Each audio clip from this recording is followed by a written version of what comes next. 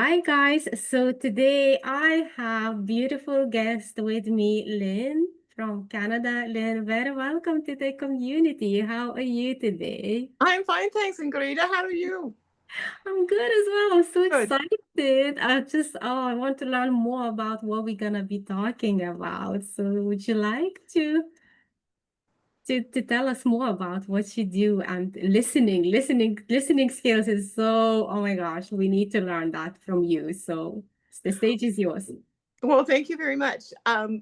We're living a day in an age of information. It's the information age, and it's constantly being bombarded at us. And I read somewhere not too long ago where they said that our attention span has diminished, that we used to have a 9-second attention span, and now it's a 6-second attention span. I disagree. I think that we still have that same attention span, but because we're being bombarded with information, it's like our caveman ancestors hearing a saber-tooth tiger here, and then there's another saber-tooth tiger over there 3 seconds later. So it's just like, where do we put our attention?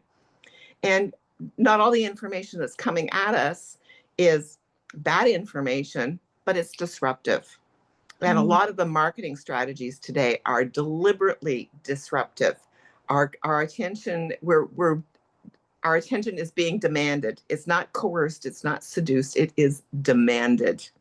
yeah. And so we're coping, neuroplasticity. I don't know whether you're familiar with that, but our brains adapt, and our brains are adapting to this by not allowing the information to sink. It's like a rainstorm on pavement. It's just bouncing off. It's bouncing off. Yeah. And so we're missing a lot. I mean, people say, well, you didn't listen to me. Why didn't you listen to me? Well, my attention was being dragged elsewhere. I had something going on in my mind at the same time you were talking to me. Yeah. And maybe I had my phone in front of me. Maybe I had the radio going. Maybe there was something else happening. So people are finding it very, very difficult to direct their attention in a way that is productive and meaningful. And this is so important, yes, in our careers, but more important in our relationships, Mm, particularly in our relationships with ourselves, because because our attention is being demanded so much, we're not directing it where we want it, and we're not directing it where we need it. And so one of my missions is to encourage people to listen attentively to the things that they know that they need to be listening mm, to their important relationships. That's probably the most important things. Not paying attention to the people that you really care about, to not multitask. I mean, we all do it. We all say, well, yes, I'm listening to this conversation, but right now I'm also scrolling on my phone, or I'm listening to this conversation, but I need to do mm. the dishes at the same time. Yeah. We don't take Yeah. that time to set down the dishcloth, to set down the vacuum cleaner, to set down the phone, and face the person that we are need to be listening to and hear them all in. Ah, good. And Lynn, can I ask you, like, is the listening skill for people who have a lot of going on Hmm. their minds, is it something that everyone can learn? Of course.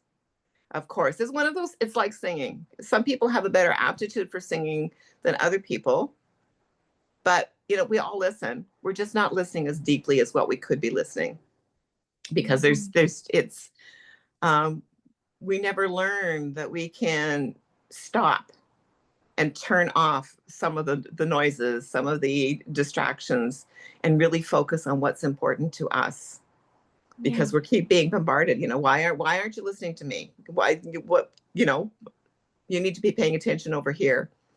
Yeah. And it doesn't always mean silence, but it does mean being all in and focusing. Um, One of the things I believe in is it's not just your ears that do the listening. It's your Oh, mind. It's your mind. You have to hear not just what the words are, but the intent is. You have to listen with your eyes. You have to pay attention as to how people are using body language. You have to pay attention to how people are using pauses, mm, inflections. Are they hesitating, or are they giving it an opportunity to land? Um, So, but we also need to listen with our bodies. We need to be facing full front. We can't, yeah, I'm facing you, but my foot is headed out the door. Yeah. Um, but the most important part is listening with our hearts, Mm. and that requires trust. I mean, Mm. the first thing is this going to be meaningful to me? You're telling me to listen to you, but is it worth my attention? Is it worth my investment of my time and my energy and my cognitive processes?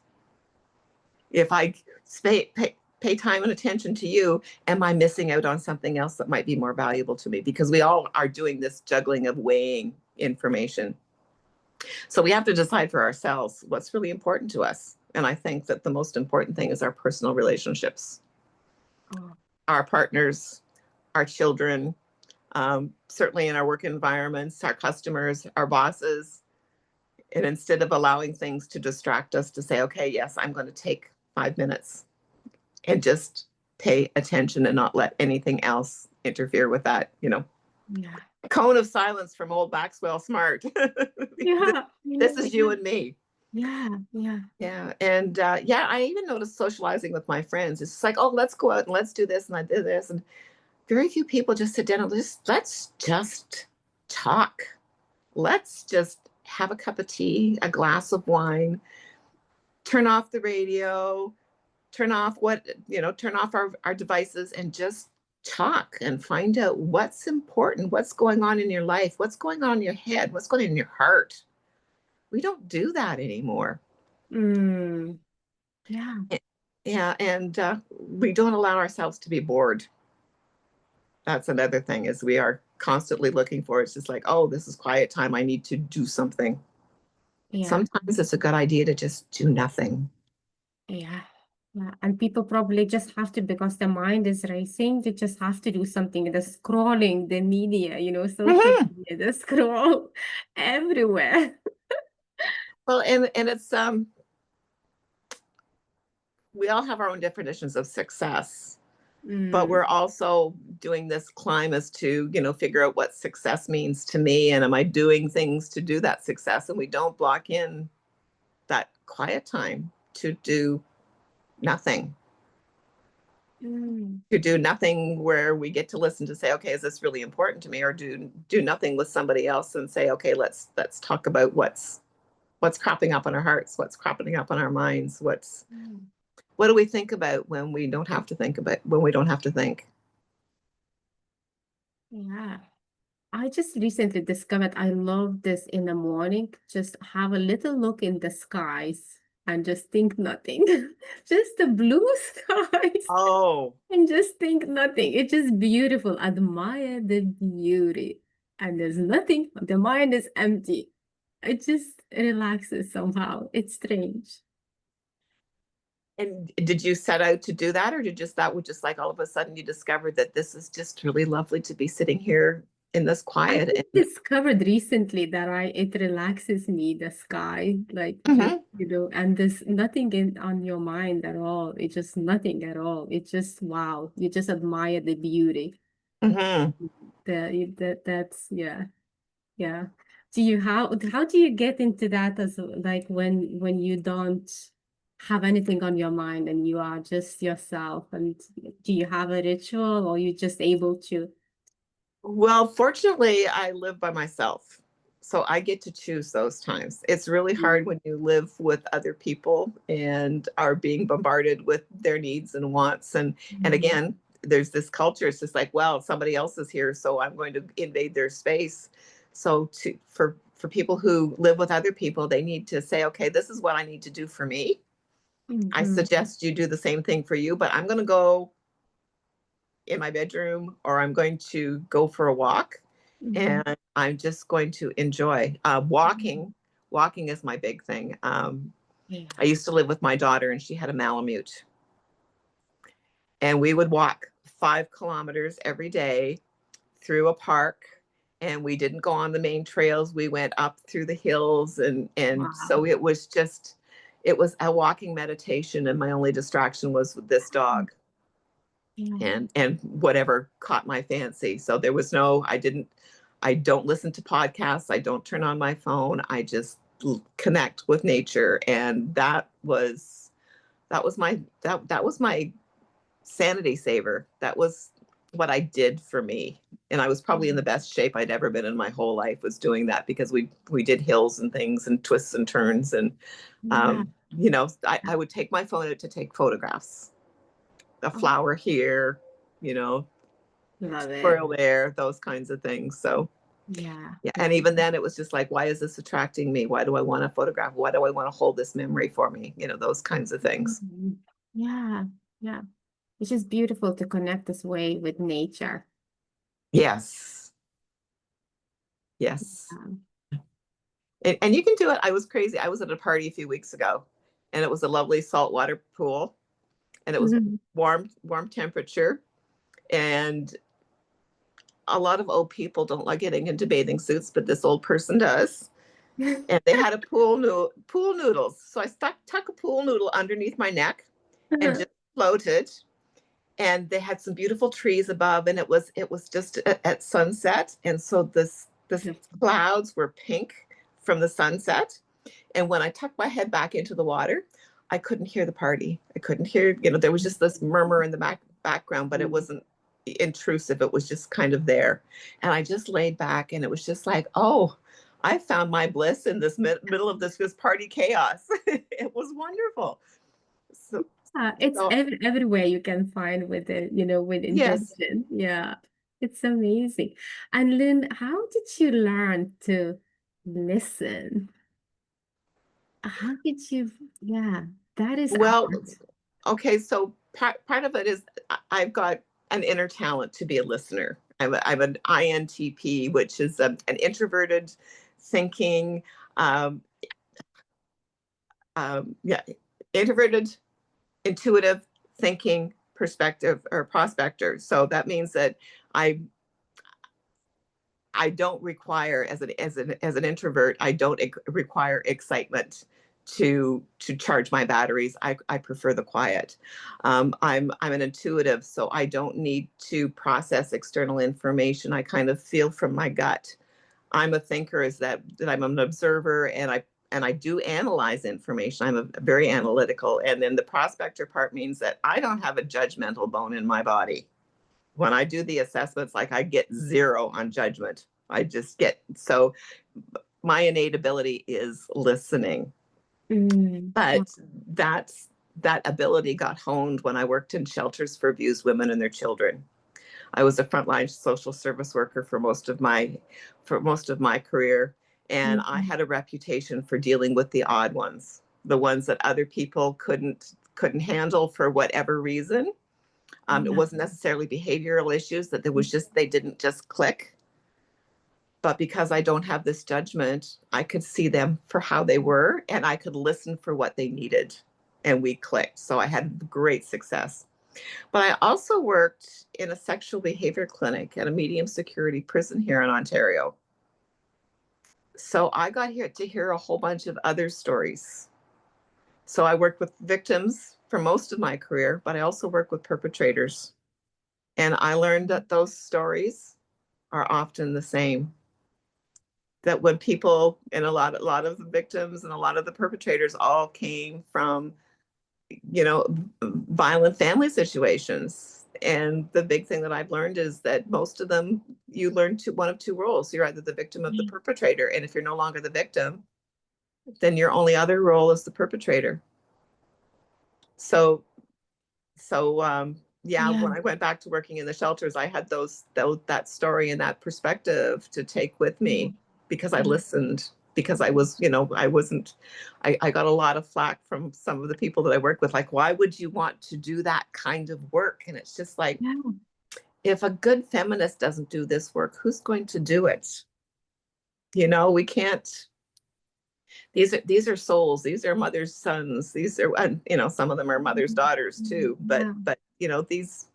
these people are loved by somebody, and there's a reason for that. And they've done something horribly wrong quite often, but um, we need to help. They can't forgive themselves, and they can't heal unless they forgive themselves. And part of that is to forgive them for, yeah, forgive them. It doesn't mean you forget. It just means that, yes, let's forgiveness and let's move on and find a way to that you can be a better person for yourself and therefore a better person for the community.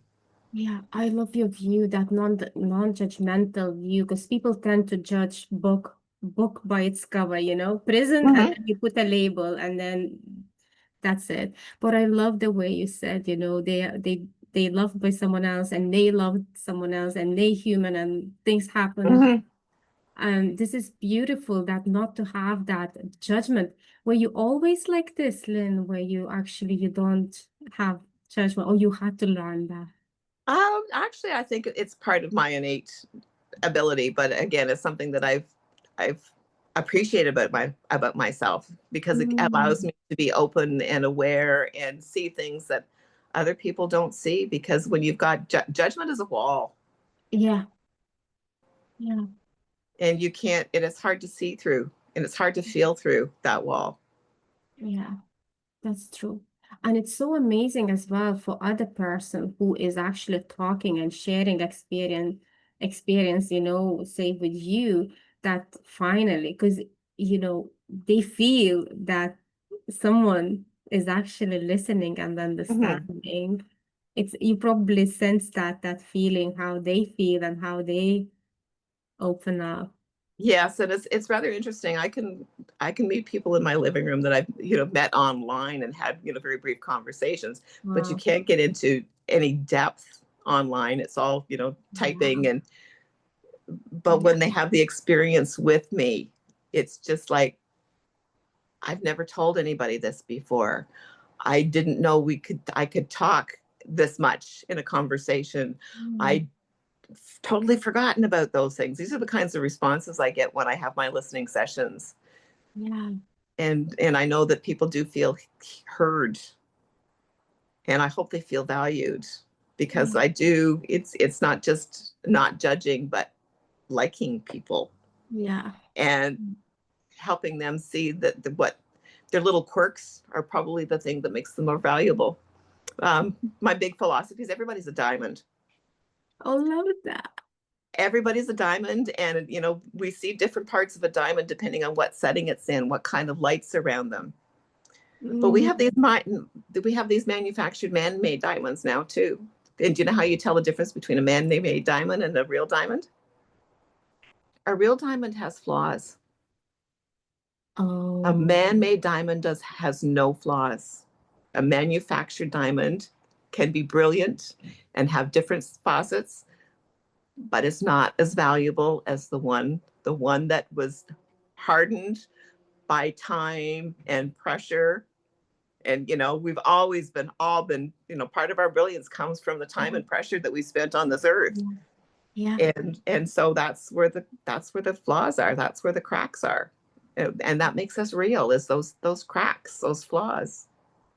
I love it, that analogy about the diamonds. So everyone who went through hard times, Mm-hmm. shaped into, even maybe they don't see it, and that's why they have you, to listen, to understand them, to start shining. Yeah, it's Well, and we all try so hard to cover up those flaws, and it's just like that's what makes us real. Yeah, but it's beautiful when you don't cover it up. It's so beautiful when people are raw, authentic, Mm-hmm. unique, made a mistake, big deal, move on. Mm-hmm. Yeah. Well, and it's also, if you've made a mistake and you own it and you can talk about it, that Mm, means that I can share that part of me too. yeah,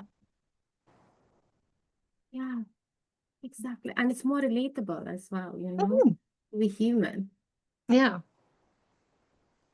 more Yeah, relatable. We can connect better. yeah, We connect better in those broken places than we do on the areas of perfection.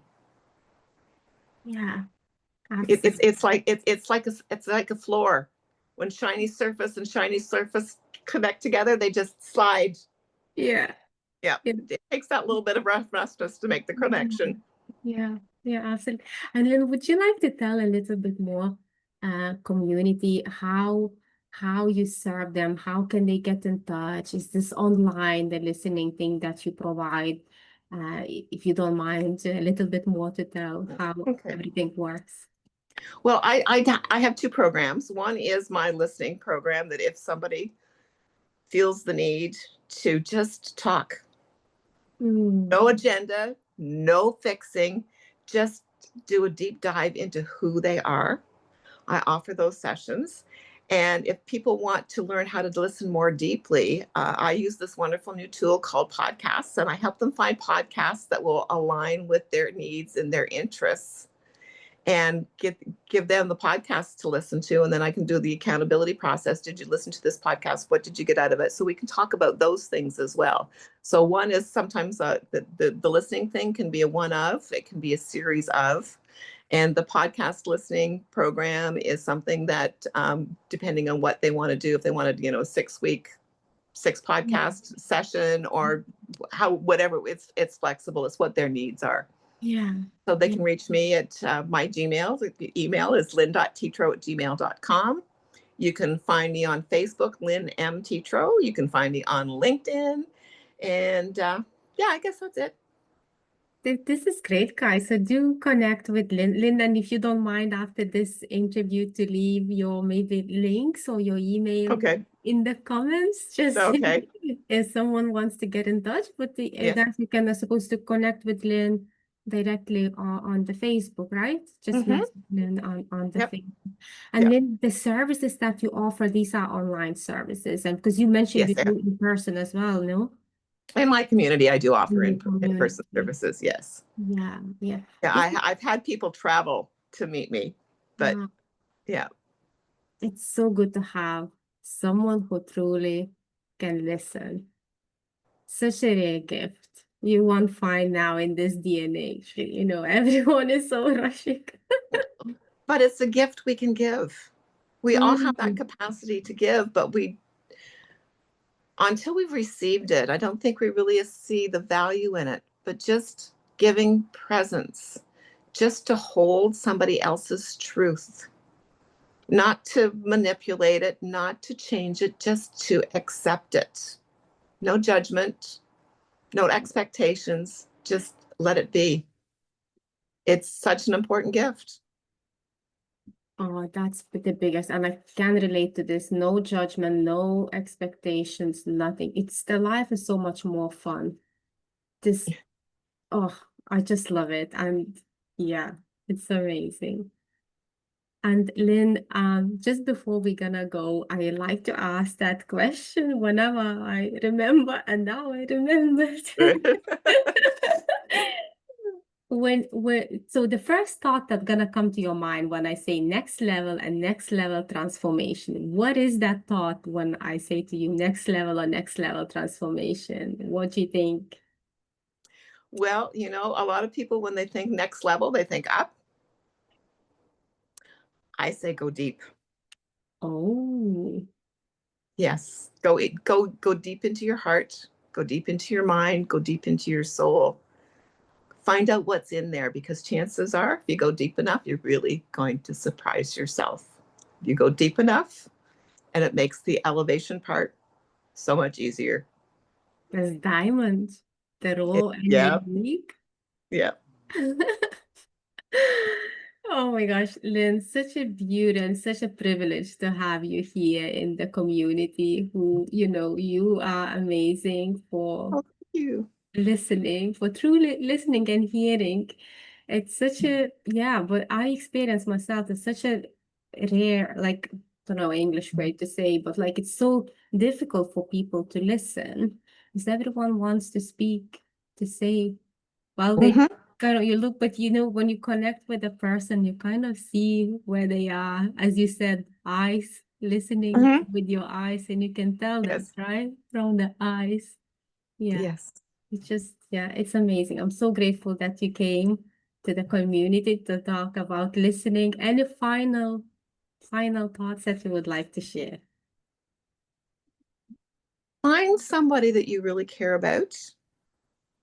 Sit down with them over a tea, a glass of water, a glass of wine.